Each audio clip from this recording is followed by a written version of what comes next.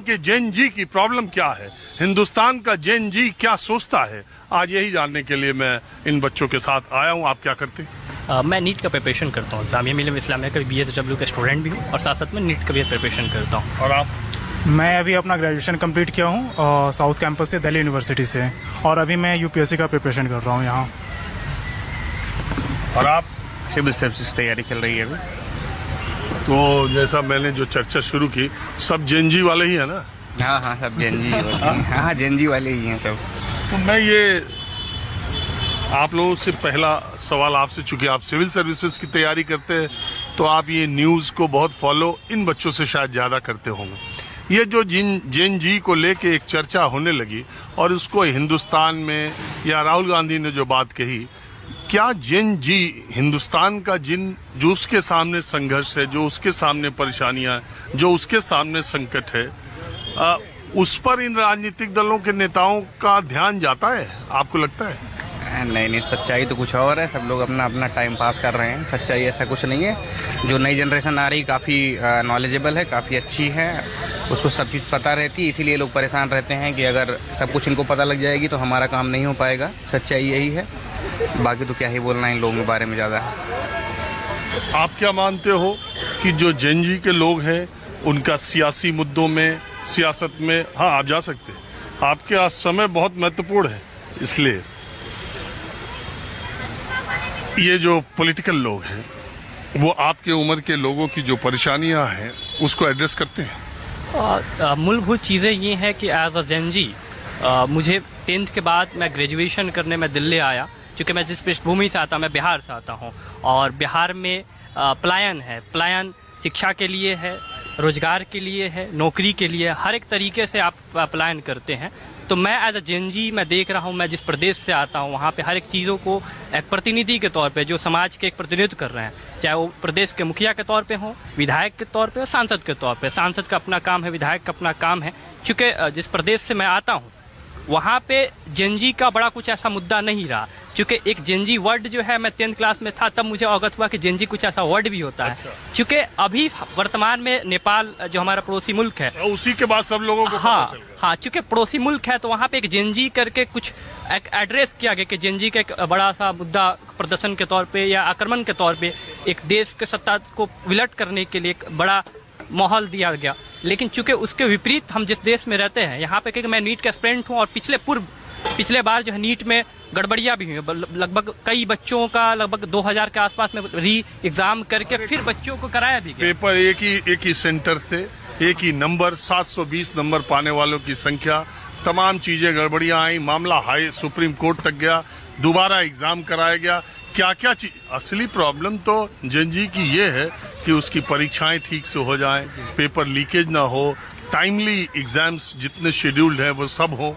हाँ, क्योंकि आपने जो बात कही मूलभूत चीजें वही है कि मैं एज अ जेन जी, मैं क्योंकि पढ़ाई करने आया हूँ दिल्ली, तो मैंने ये महसूस किया कि एज अ नीट एस्पिरेंट, क्योंकि मैं नीट लीक होने के बाद तब विपक्ष के जो नेता हैं, हो सकता है कि मैं किसी खास नेता का नाम नहीं रखना चाहूंगा, एक प्रोपेगेंडा या एक सेटअप तैयार किया गया कि एक एडमिनिस्ट्रेशन सही तरीके से काम नहीं करे। उससे पूर्व, क्योंकि जब भी एग्जाम लीक होता है, पेपर लीक होता है, उसके बाद जो है पॉलिटिकल जो पार्टीज हैं इस पर अपना दयार मजबूत करते हैं। उससे पूर्व में कभी प्रयास नहीं करते हैं कि इस पर एडमिनिस्ट्रेशन में क्या लापरवाही बरती जा रही है या क्या समस्याओं से अवगत कराई जा रही है। क्योंकि जेन जी का आज हम चर्चा कर रहे हैं, तो इसलिए मूलभूत चीज़ें यही है कि हम जो है जिस पृष्ठभूमि से आते हैं उस पृष्ठभूमि का बड़ा बुनियाद ये चीज़ है कि हम जेन जी, एज अ जेन जी, मुझे आपने कहा शिक्षा और इसके अतिरिक्त जो है पढ़ाई के लिए, कि हम पढ़ाई के लिए दिल्ली आए, दिल्ली में जेन जी के तौर पे एक बड़ी भूमिका ये रही मुझे अपनी निजी ज़िंदगी में कि एज अ फर्स्टली एग्ज़ाम, तो पहली चीज़ नीट का मैं एस्पिरेंट हूँ, तो नीट में मेरा पेपर लीक हुआ। अब नेक्स्ट टाइम मुझे उम्मीद है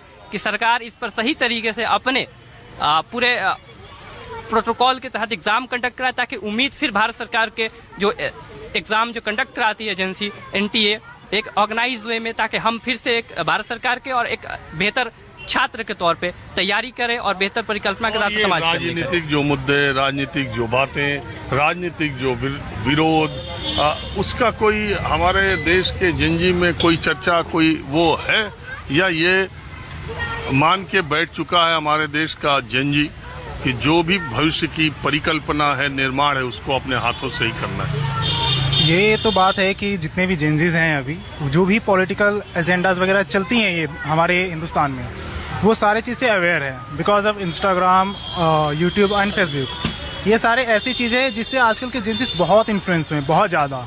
मैं भी बिहार से आता हूँ, बिहार के छपरा जिला से। दोनों बिहार के आगे, चलो आगे बिहार की भी थोड़ी बात कर लेंगे। हाँ, तो मैं दिल्ली आने के बाद मैं आया 2022 में अपना ग्रेजुएशन करने। तो मैं यहाँ से अवगत हुआ कि जेनजी वर्ड भी कुछ होता है। उससे पहले मुझे नहीं पता था कि ये जेनजी भी कुछ होता है। अरे ये तो 10th में पता पा गया, आप तब पता पा गए। कितने लोग इस देश के 98% जनता, 99 को भी नेपाल के बाद पता चला। बिहार के बारे में कुछ बताओगे? बिहार, इस बार बिहार के नौजवानों का चुनाव का मुद्दा क्या है? प्रशांत किशोर का क्या मामला है? नीतीश कुमार, तेजस्वी, वहाँ शिक्षा को लेकर बड़ी चर्चा है। तेजस्वी इतनी पास है तो सम्राट चौधरी उतना पास है। देखिए, जो भी प्रतिनिधि पूर्व में अपने आप को सर्व किए उप मुख्यमंत्री के तौर पर, जिन्होंने आपने दो नाम रखा, उप मुख्यमंत्री पूर्व में तेजस्वी यादव रहे, अभी वर्तमान में सम्राट चौधरी जिनका आप नाम रखा, शायद वो एक एडमिनिस्ट्रेशन का इश्यूज है कि 7वीं एक गलत तरीके से उन्होंने लगाया ऐड ऑन करने के बाद। लेकिन इस पर जो है चर्चा ना हो कि हम जिस प्रदेश से आते हैं, पलायन पे बातचीत होनी चाहिए, शिक्षा पे बातचीत होनी चाहिए। माननीय मुख्यमंत्री पूर्व में 20 साल से लगातार सर्व कर रहे हैं, उन्होंने बहुत सारी परियोजनाओं का इम्प्लीमेंटेशन किया। आज मेरे ख्याल से 2 दिन पूर्व या 1 दिन पहले उन्होंने एक 7 निश्चय के तहत उन्होंने credit card, student credit card का इम्प्लीमेंटेशन किया था, जो पूरे देश में पहला ऐसा प्रदेश था जिसमें माननीय मुख्यमंत्री ने इम्प्लीमेंटेशन किया। और अब किया ना? नहीं, स्टूडेंट क्रेडिट कार्ड को पिछले कई वर्षों से वो इम्प्लीमेंट, उसकी लिमिट बढ़ा दी, 10 साल तक रीपेमेंट कर दिया। हाँ, बेहतर कर दिया। प्लस में उसमें जो टैक्स, सॉरी, ये था क्या कहा जाता है उसका, एक बेसिक इंटरेस्ट था जिसे स्टूडेंट को पास आउट करने के बाद रोटी भी माफ कर दिया। हाँ, रोटी रोजगार लेने के बाद तब उसको देना था, लेकिन अब उसको भी माफ कर दिया माननीय मुख्यमंत्री ने। तो युवा हर एक रूप से, हर एक जनधार को देख रहा है कि माननीय मुख्यमंत्री 20 साल से जो अच्छा काम किए, सही किए। उससे बड़ा चीज ये है कि आज जब हम 2025 में बैठे हुए, 20 साल से मुख्यमंत्री एनडीए की सरकार है, पलायन पे अभी भी वही हालात है, शिक्षा पे वही हालात है, रोजगार के लिए वही हालात हैं। चीजें बदली हैं, लेकिन इतनी भी बदली नहीं है कि हम लगातार एक बेहतर परिकल्पना जो इस देश के लिए कर रहे हैं, प्रदेश के लिए कर रहे हैं, एक बड़ी भूमिका हो।